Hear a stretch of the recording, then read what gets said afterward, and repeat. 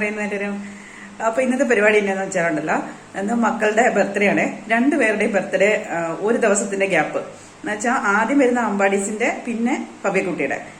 അപ്പോൾ ഇടയ്ക്കൊരു ദിവസമുണ്ട്. ആ ദിവസമാണ് കേട്ടോ നമ്മൾ ബർത്ത്ഡേ ആഘോഷിക്കുന്നത്. അപ്പോൾ ഇന്ന് അവർക്ക് ചെറിയ രീതിക്ക് അവരുടെ ഇഷ്ടമൊക്കെ ഉള്ള രീതിക്ക് ഒരു സദ്യ ഉണ്ടാക്കി കൊടുക്കാം. പിന്നെ ഒരു കുറച്ച് ചിക്കനോടെ മേടിച്ചിട്ടുണ്ട്, അതും ഒരു കറിയൊക്കെ ആക്കി. അപ്പോൾ ഇന്നത്തെ പരിപാടി ഇതൊക്കെയാണ്. അപ്പോൾ നമുക്ക് ഇന്നത്തെ നമ്മുടെ ബർത്ത്ഡേയുടെ ചെറിയൊരു ആഘോഷങ്ങളിലോട്ട് ഇന്ന് അവധിയുണ്ട് അവർക്ക്. അപ്പോൾ അങ്ങനെ വിചാരിച്ചു എന്നാൽ പിന്നെ അവരുടെ ഇഷ്ടത്തിനൊക്കെ ചെയ്യാൻ. അപ്പോൾ ഇന്നത്തെ ബർത്ത്ഡേ വിശേഷങ്ങളിലേക്ക് എല്ലാവർക്കും സ്വാഗതം. മക്കൾക്കേ ഇലയിൽ ഫുഡ് കഴിക്കാൻ ഒത്തിരി ഇഷ്ടമാണ്. അങ്ങനെ ഏട്ടൻ പോയി ഇല മേടിച്ചോണ്ട് വന്ന്. അപ്പോൾ അങ്ങനെ പോയപ്പോൾ ഉണ്ടല്ലോ, ഇതേ ലുലുവിൽ ഇഡലി ഇരിക്കുന്നത്. ഇഡലി ഇത് വേറെ ആക്കുമല്ലേ, എനിക്ക് മാത്രമാണ് മേടിച്ചോണ്ട് തന്നത്.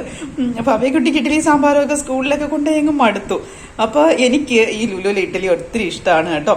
ലുലുവിലെ ഇഡലി മാത്രമല്ലേ, ലുലുവിലെ സാമ്പാറാണ് കുറച്ചുകൂടെ ഇഷ്ടം എനിക്ക്. ഞാനിത് വെറുതെ ഇങ്ങനെ കഴിക്കും. ഏട്ടന് ഇഷ്ടമൊന്നുമല്ല, ഏട്ടന് ഇഷ്ടമാണ്, പക്ഷെ ആളങ്ങനെ തോന്നിയും കഴിക്കാറില്ല. അപ്പോൾ എൻ്റെ ഇഷ്ടത്തിന് വേണ്ടി മാത്രം മേടിച്ചോണ്ടിരുന്നേ. ഞാൻ എത്ര ഉണ്ടാക്കിയാലും ഉണ്ടല്ലോ സാമ്പാറൊന്നും ഇങ്ങനെയുള്ള ടേസ്റ്റ് വരില്ല. ഞാൻ സാമ്പാർ ഉണ്ടാക്കി ഏട്ടൻ പറയും കൊള്ളത്തേ ഇല്ലെന്ന് പറയും. അതുപോലെ ഇഡലി ഞാൻ ഉണ്ടാക്കി ഇതേപോലെ ടേസ്റ്റ് വരില്ല. ഞാൻ കടയിൽ കിട്ടുന്ന ആഹാരത്തിനോട് ഭയങ്കര എതിർപ്പാണ്. പക്ഷെ എന്നാലും എനിക്ക് ഇതൊത്തിരി ഇഷ്ടം. ഇതിന്റെ ഇഷ്ടത്തോട് വരുമ്പോൾ ഉണ്ടല്ലോ അതെല്ലാം ഞാനങ്ങ് മറന്നു പോകും. ആകെ ഇഷ്ടപ്പെട്ട് ഞാൻ കഴിക്കുന്ന ഒരു ഐറ്റം ഇതാണ്. വേറെ ഒന്നും അങ്ങനെ കഴിക്കാറില്ല. നല്ല ടേസ്റ്റ് ആട്ടോ. അപ്പം ഇനി ഇത് ഫിനിഷാക്കിയിട്ട് ബാക്കി പണികൾ തുടങ്ങണം. കുറച്ച് പയർ അലവാക്കി വെച്ചേക്കുവാണെങ്കിൽ പരിപ്പിന് വേണ്ടിയിട്ട് കുറച്ചേ ഉള്ളൂ.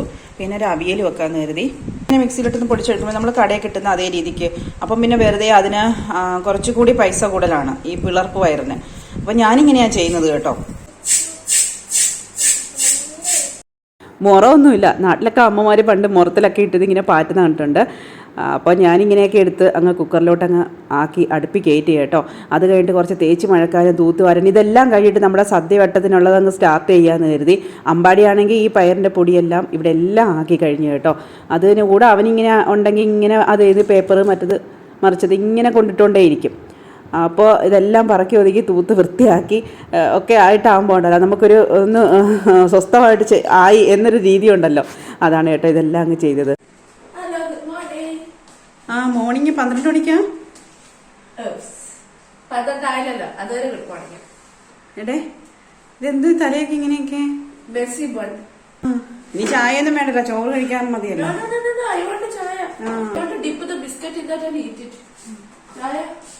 ശരി, നീ എന്ത് ഉർവശിക്ക് പഠിക്കുന്ന? കടുവറ അതെ, മുടിയൊക്കെ ഇങ്ങനെ ഇട്ടോണ്ട് വരുന്ന കൊള്ളാം. ഒരു ആഹാര സാധനത്തിനകത്ത് മുടി വരാൻ പാടില്ല. അതുകൊണ്ട് കൊണ്ടുപോയി കെട്ടിയൊക്കെ വേണം. കൊണ്ടേ കെട്ടിക്ക്. അമ്പൂട്ടാ, മക്കൾക്ക് ചായ വേണോ? പൊന്നാറിന്റെ ചായ വേണോ? കുഞ്ഞിനോട് കൊടുക്കടി. വണ്ടി കയറി വന്ന് ക്ഷീണിച്ചിരിക്കോ കുഞ്ഞ്? ദുബായി പോയിട്ട് വരുവാന്നോ? 12 മണിക്ക് വന്ന് അവരുടെ കേക്ക് കട്ട് ചെയ്തതിൻ്റെ കേക്കിൻ്റെ ബാലൻസ് എടുത്ത് വെച്ച് തിന്നുകൊണ്ടിരിക്കുക. അപ്പോൾ എൻ്റെ തേച്ച് വെള്ളക്കലും കാര്യങ്ങളും എല്ലാം കഴിഞ്ഞ് ഇനിയിപ്പോൾ അവിയലിനും സാമ്പാറിനും എല്ലാമൊക്കെ ആയിട്ട് അരിയുക. ഞാൻ ഈ വഴുതനങ്ങയുടെ തൊലി ഇങ്ങനെ ചെത്തിക്കളയും കേട്ടോ. എന്ന് വെച്ചാൽ ഉണ്ടല്ലോ ഈ പിള്ളേർ കണ്ടു കഴിഞ്ഞാൽ അതെന്താ കറുത്ത സാധനമെന്ന് പറഞ്ഞുകൊണ്ട് അത് പിന്നെ തിരിഞ്ഞ് അവിടെ ഇവിടെയൊക്കെ വെക്കും. അപ്പോൾ പയർ കുക്കറിൽ നിന്ന് മാറ്റി പുറത്ത് വേറെ ഇരുമ്പോട്ടിലോട്ട് വെച്ച് പിന്നെ കുറച്ച് അവിയൽ എല്ലാം കുറേശ്ശെ ഉണ്ടാക്കുന്നുള്ളൂ. നമ്മൾ ഈ സദ്യയൊക്കെ ഉണ്ടാക്കി കഴിയുമ്പോൾ 2 ദിവസത്തേക്ക് പിന്നെ ബാക്കി കാര്യങ്ങളെല്ലാം കാണും.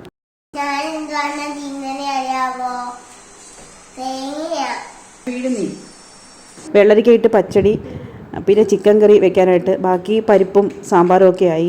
പിന്നെ ഈ നമ്മൾ ജോലി ചെയ്യുമ്പോൾ ഉള്ള എളുപ്പത്തിനുള്ള പണിയെന്ന് വെച്ചാൽ ഉണ്ടല്ലോ കടു വറക്കാനൊക്കെ ഉള്ളത് ഒന്നിച്ചൊക്കെ അങ്ങ് ചെയ്താൽ മതി. അല്ല ഓരോന്നായിട്ടൊക്കെ ചെയ്യുമ്പോഴാണ് കേട്ടോ നമുക്ക് സമയം കൂടുതലായിട്ട് കൊണ്ടുപോകുന്നത്. അതുപോലെ ചില കാര്യങ്ങൾ ചെയ്തിട്ട് പാത്രങ്ങൾ വലുതായിട്ട് കഴുകേണ്ടിയും വരത്തില്ല.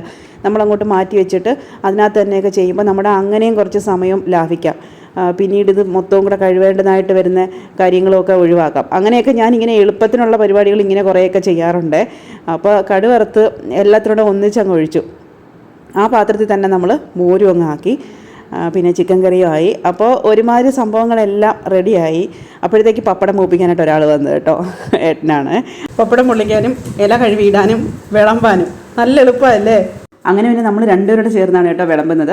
പിന്നെ പായസം ഒന്നും ഉണ്ടാക്കിയില്ലേ. കാരണം എന്ന് വെച്ചാൽ ഉണ്ടല്ലോ പായസം ഉണ്ടാക്കുമ്പോൾ നമ്മൾ സ്വാഭാവികമായിട്ടും പായസത്തിന് മധുരം വേണം, എന്നാലാണ് അതിന് ടേസ്റ്റ് വരുന്നത്.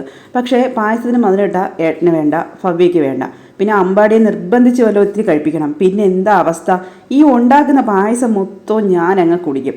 ഈ ജോലിയെല്ലാം കഴിഞ്ഞ് ഈ ഒരു സദ്യയും കഴിഞ്ഞ് ഈ പായസവും കൂടെ കുടിച്ചിട്ട് ഉള്ള അവസ്ഥയൊന്ന് ആലോചിച്ച് നോക്കിയേ. ഞാൻ പിന്നെ കയറി ഇറങ്ങി ഈ പായസം കഴിക്കും കേട്ടോ, ഒരു വിട്ടുവീഴ്ചയില്ല. എന്നിട്ട് ഞാൻ പിന്നെ ഒരു ലെക്കില്ലാതൊരു പോക്കാണ്. അതുകൊണ്ട് തന്നെയാണ് പായസം ഉണ്ടാക്കാത്തത്. നമ്മൾ തന്നെ കഷ്ടപ്പെട്ട് ഉണ്ടാക്കിയ സദ്യ വളരെ തൃപ്തികരമായിട്ടാണ് കേട്ടോ കഴിച്ചുകൊണ്ടിരിക്കുന്നത്. അപ്പോൾ നമ്മുടെ ബർത്ത്ഡേ വിശേഷങ്ങൾ ഇവിടെ വച്ച് അവസാനിക്കുകയാണ്.